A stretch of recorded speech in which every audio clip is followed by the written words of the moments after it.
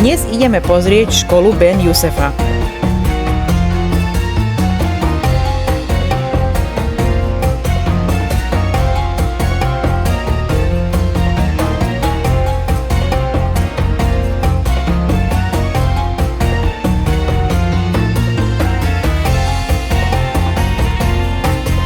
Nachádza sa v srdci historickej časti Marrakéša v Medine, blízko mešity Ben Jusefa a vstupné je 5 eur.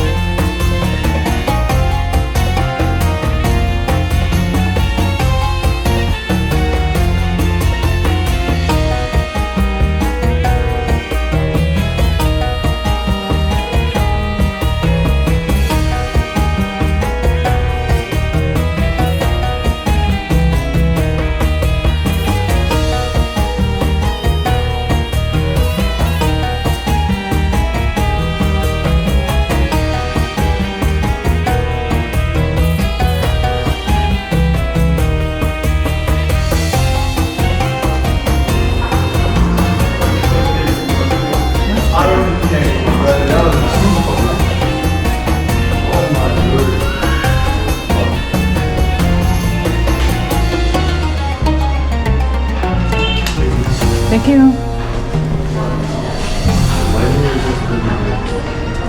Ben Jusefová madrasa v Marrakéši je jedna z najvýznamnejších historických pamiatok Maroka.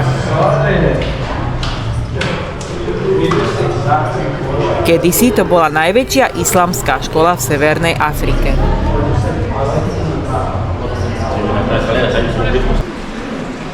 Slovo madrasa v arabčine znamená škola.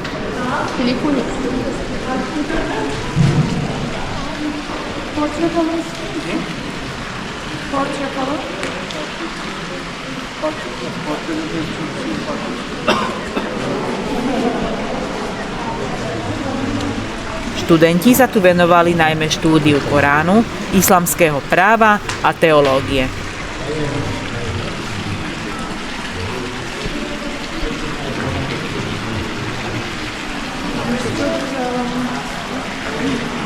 Založená bola v 14. storočí dynastiou Marinidovcov, ale svoju súčasnú veľkolepú podobu získala v 16. storočí za vlády Sádijovcov.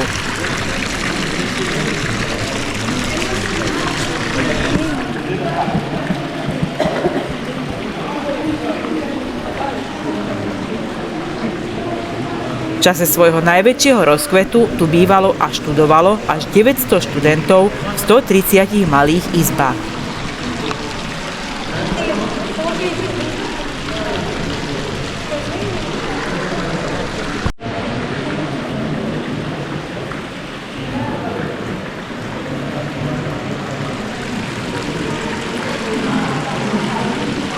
Je to majstrovské dielo marocko-andalúskeho štýlu a vidíme tu ručne vyrezávané farebné mozaiky.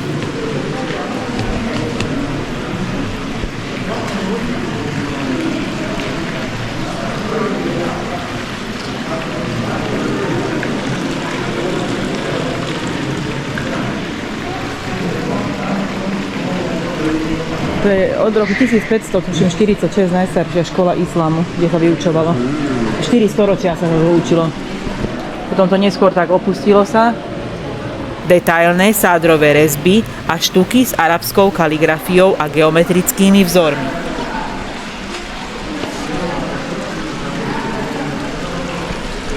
Je to vyrezávané.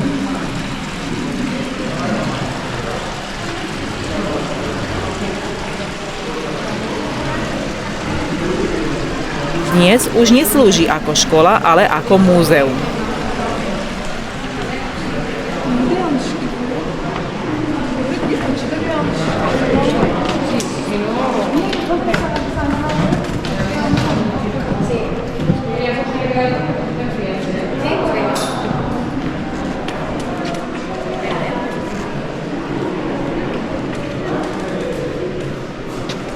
Bohato zdobené stropy a trámy cédrovým drevom. Krásne ten strop, že? A všetko tie vyrezávané ornamenty. Toto je len pekná fotka takto. Vonka do toho oného. ¿Lo quieres? Modlitebňa. 16,4 metra dlhá. Rozdelená je na nejaké 3 oddelenia. A táto centrálna časť. Rôzne geometrické a kvetinové vzory sú tam vyrezávané. Pre verejnosť bola po veľkej rekonštrukcii znovu otvorená v roku 2022.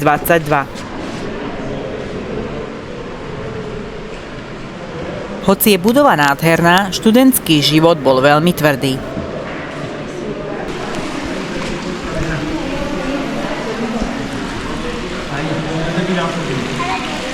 Uprostred nádvoria je veľký plytký bazén. Nie je tam len na okrasu alebo schladenie vzduchu. Hladina vody funguje ako dokonalé zrkadlo, ktoré odráža prepracovanú architektúru horných poschodí, čím vytvára pocit nekonečného priestoru a symetrie.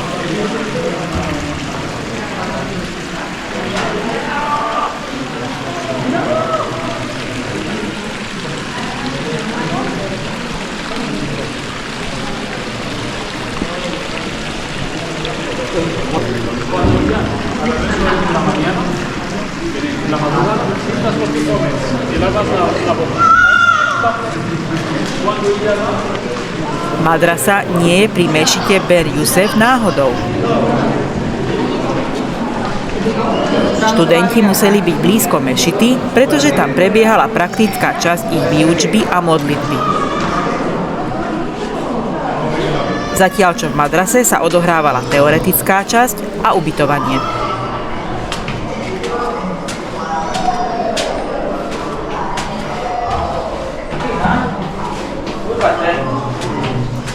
Jako, hore, dole.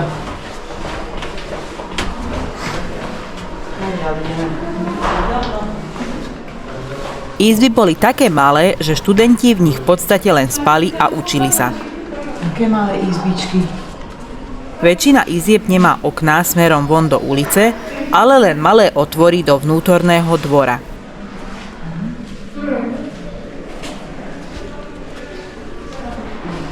Bolo to preto, aby študentov nič nerozptylovalo od štúdia Koránu a aby ich zvuky rušného mesta nerušili.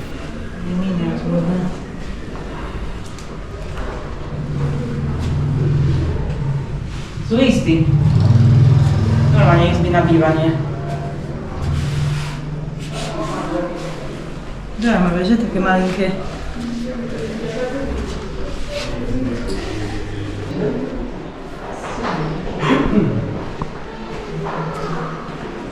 Ježiš, tu je aké malé oného, také patio. Taký malý balkónik.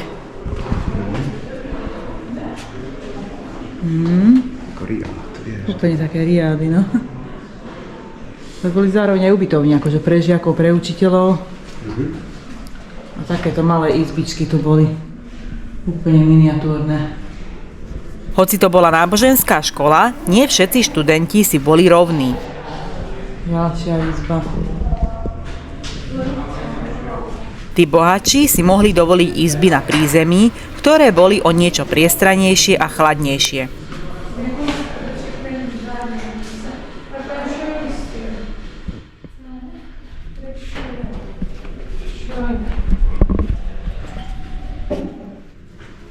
Študenti v minulosti nespali na posteliach.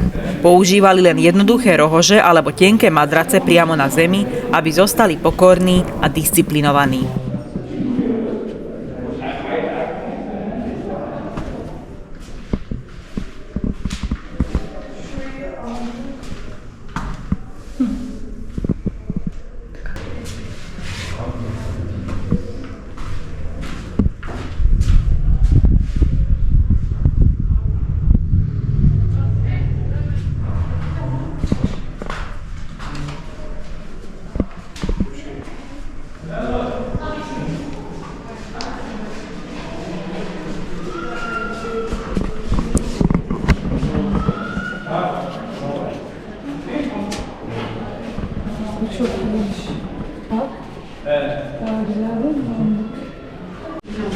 ďalšie také malé.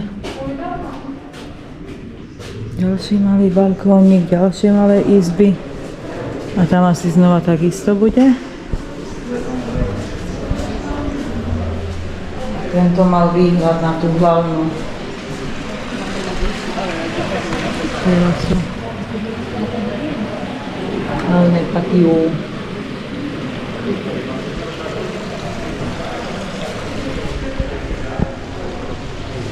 V celej madrase nenájdete ani jednu sochu alebo maľbu človeka či zvieraťa.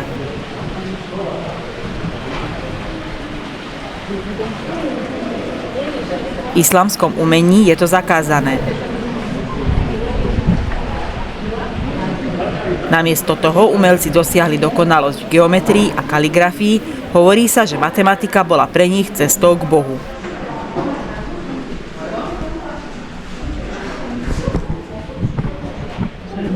Zase tento mal výhľad na to hlavné. Hej, ako som Aj tam? Aha. Prejme vedľa, áno, to isté. Takisto má výhľad na to hlavné.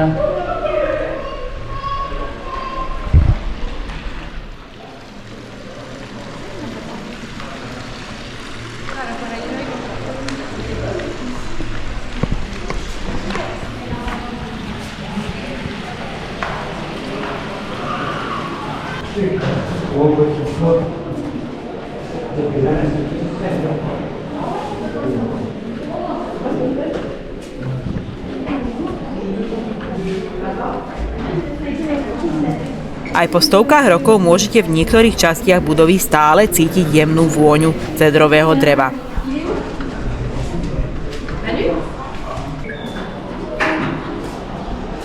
Cédre boli dovezené z pohoria Atlas a toto drevo je prirodzene odolné voči hmyzu, čo pomohlo budove prežiť storočia.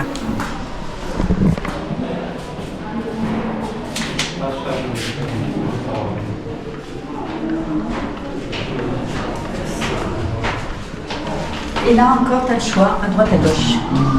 Toujours à droite On continue toujours à droite.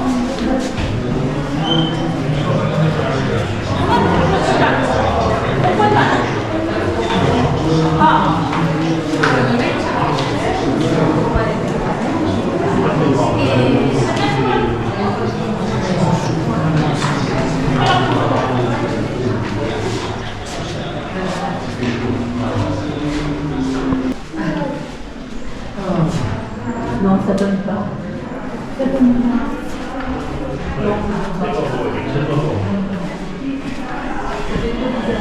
Takéto všelijaké uličky, záchutia sú tu kade, tade komplikované.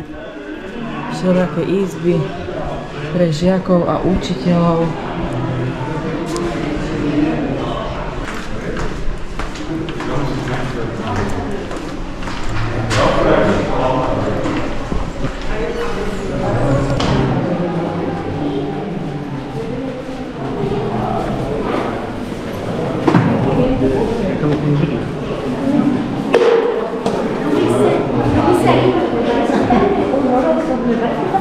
Aj tu sú dole nejaké izby pre študentov.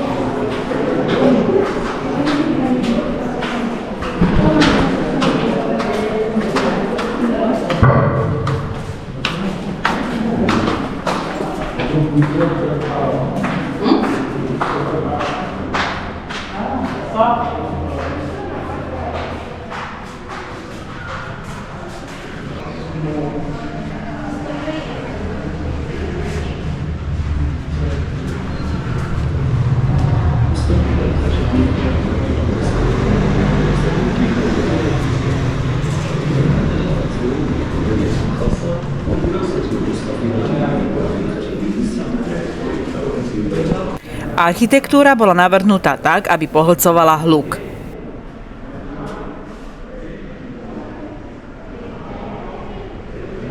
Hrubé múry a uzavreté nádvorie vytvorili uprostred rušného trhoviska oázu absolútneho ticha, ktorá bola nevyhnutná pre hlbokú meditáciu a učenie sa naspamäť.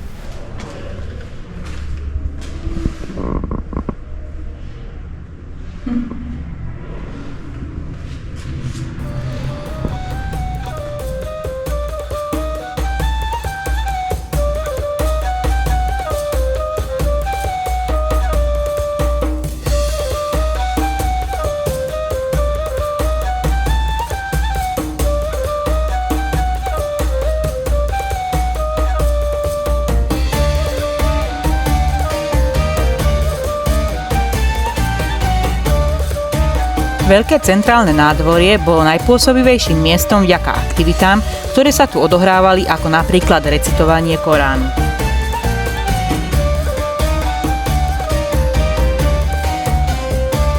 Toto centrálne nádvorie, pokryté bielym mramorom a obklopené 4 nádhernými fasádami, symbolizuje veľkoleposť medresy Ben Yusef.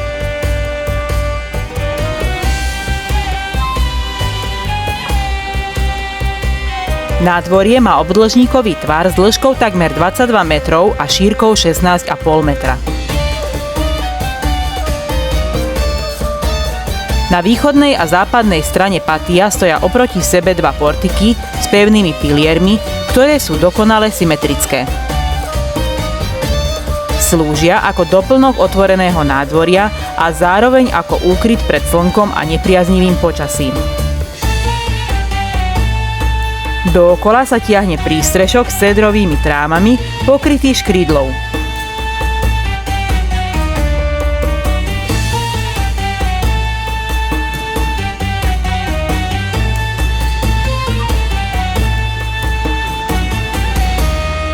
K centrálnemu nádvoriu nadväzuje modlitebňa, ktorá je majstrovským dielom islamského umenia.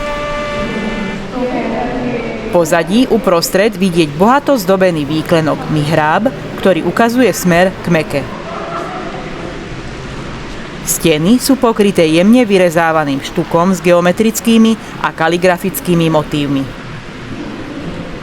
V hornej časti je vidieť tmavý, detailne vyrezávaný strop z cedrového dreva s masívnym lustrom.